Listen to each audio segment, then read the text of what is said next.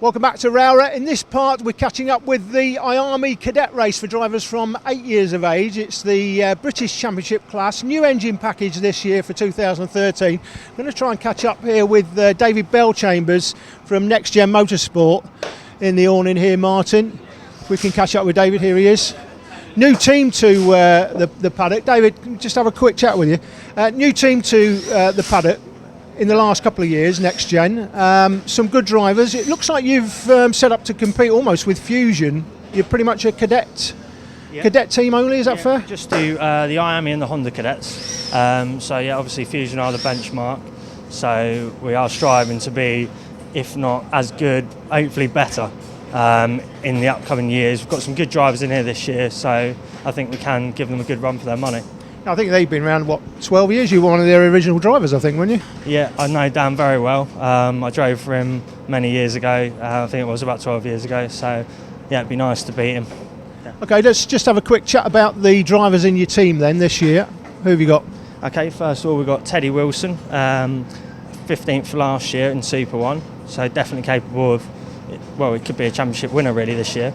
So high hopes for Teddy. And we move on to Kian Jewis. Again, third in Honda last year. Again, definitely a championship favourite, even though he's only 10 years old. Got Jack Armstrong, 14th last year. Again, could win races, definitely could win races. And then we've got three new drivers. We've got Herbie Grout, Lucas Nanetti and Joe Turney, all capable and kind of maybe looking at another year on, but could definitely spring a surprise in the odd race this year as well. So a strong team overall. Yeah, and in terms of competing with Fusion, they're almost the McLaren of cadet karting, aren't they, at the moment? What's it going to take? I know you've got some good guys working for you. Yeah, it's going to take a lot. Last year was my first year, and I basically did it on my own. This year I've got a lot more people in and around the awning helping out. People helping with the engines and the carburation, and a lot more of the kids now have mechanics as well.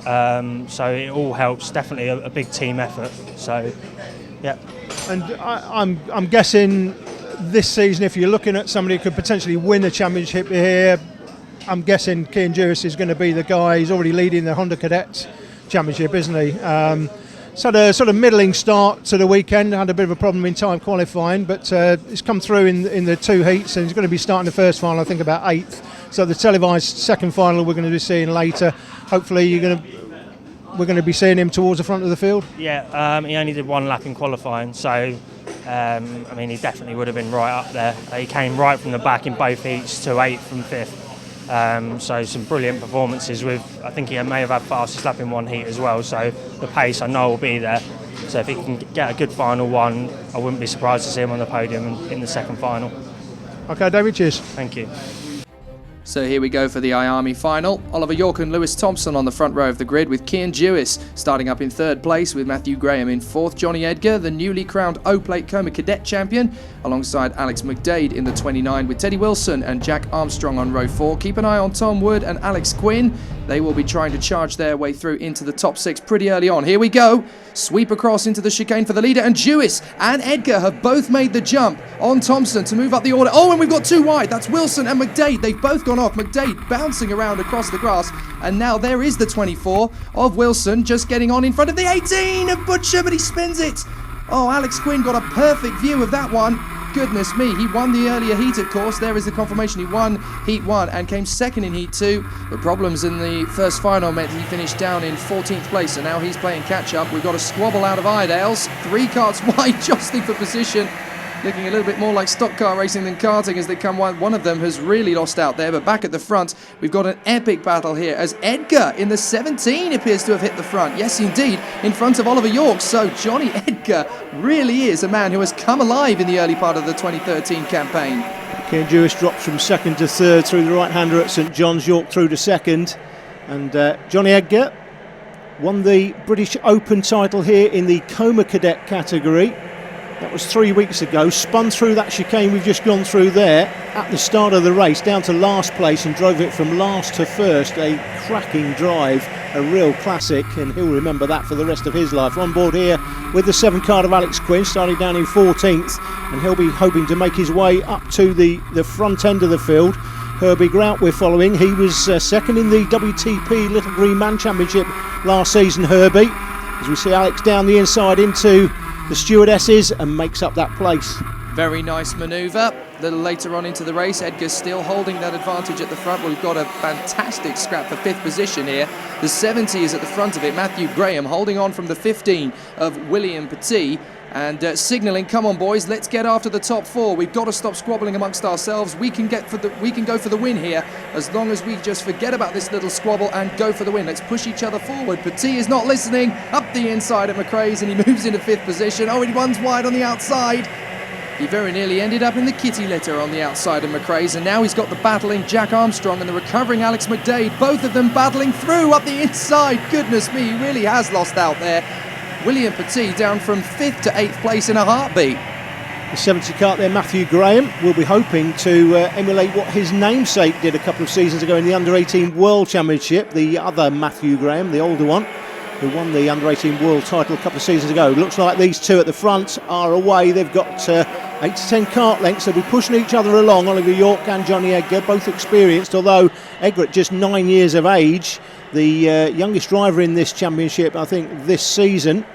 That's mainly due to a change in the rules. This British Championship Cadet class used to be for drivers from 8 years of age, and this year the MSA have changed that. It's now from 9 years of age in this IAME category. You can still race the Honda and Coma Cadet classes, which we see in the other programme, not in this one. You can race those classes from 8 years of age. Well, Johnny Edgar is slowly becoming an incredible household brand name for victories in the 2013 championships, winning the Open Championship 3 weeks ago, as we said, for Coma Cadets. And now we're on board as we try to get our way past William Petit and close in on Alex McDade in the 29.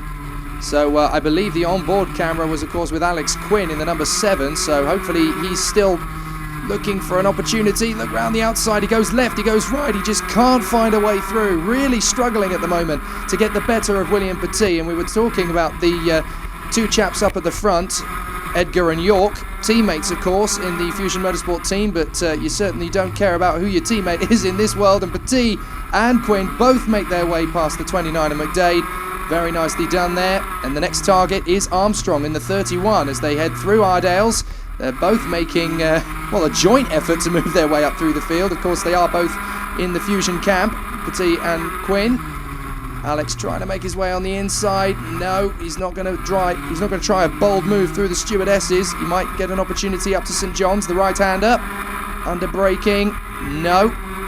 Just about hangs on in there.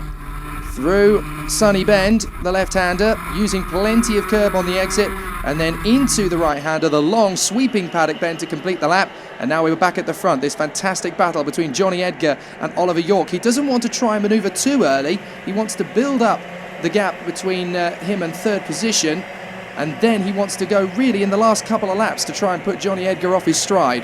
Yeah, probably about 3 or 4 laps to go. York may make the move. He'll be happy with Johnny out front. He's got the pace, the pair of them together. So he'll just put his front nose cone in behind Johnny's rear bumper bar and either push him along or just sit there. So they've got the maximum slipstreaming effect, both engines working together. We come through the left-hander here. Karts go light, and then down to the right-hander. Matthew Graham, the 70 kart, just put in the fastest lap. I think that's him just in the second of that pack there, 54.99. Later in the race, it's York that's got the lead. He's bagged the lead and he's just got over a lap to go as they come through the right-hander for the penultimate time. They'll go across the line there. You've got Alex Quinn now up to 3rd place. So Alex has come from 14th. He'd be happy with a podium, but hoping that these two in front take each other out. They're going to be defending as they come into the last lap. That's going to allow these in 3rd and 4th place to get that much closer. And it's going to be a 4-man Fusion Motorsport lockout as well, because we've got York, Edgar, Quinn, and now William Petit in the 15 coming on to the back of Ardales. He's got a lovely switchback on the outside, and then he tucks for the inside on the exit of Ardales up into 3rd position. That was beautifully done by William Petit, and now he's got a chance of victory here as he sweeps through the stewardesses behind York and Edgar, with Alex Quinn in the number 7 still poised. We're on board with Alex Quinn now in the number 7. Just a handful of corners to go as they make their way down to St John's, the right-hander. Petit has a little sniff on the back of Edgar. Quinn is still there. They've only got 1 corner to go now. Paddock bend. York looks behind him, he's got a good enough advantage, but Edgar's going to really push him out of the final turn. Is it going to change? No, York has got him. Edgar, Petit and Quinn follow. Quinn furious, banging his steering wheel in frustration. It's your first podium at Super 1. How did you manage to do it? Well, I got a good start, got tangled up with a group, and then me and Alex got away from that. Alex got past me, pushed away. Then we caught Kian and Lewis up, passed them, and on the last lap I was fourth. At the second hairpin, I got the cut back, then defended from Alex, and couldn't get past Johnny, but great race, yeah. Just pretty much just you and Oliver throughout the whole race until the closing stages, and you came under quite some pressure. How do you think you did? Yeah, it was a good race. We got away at the start, and then on the last lap, Will Petit and Alex Quinn just caught us up. At the start of the race, I had a good start. Then coming into the first hairpin, Kian overtook me, and then Johnny followed through. But after that, down the bottom of the cliff face, I overtook Kian back. Then me and Johnny managed to push away and get a gap. Then with 5 minutes to go, I overtook Johnny.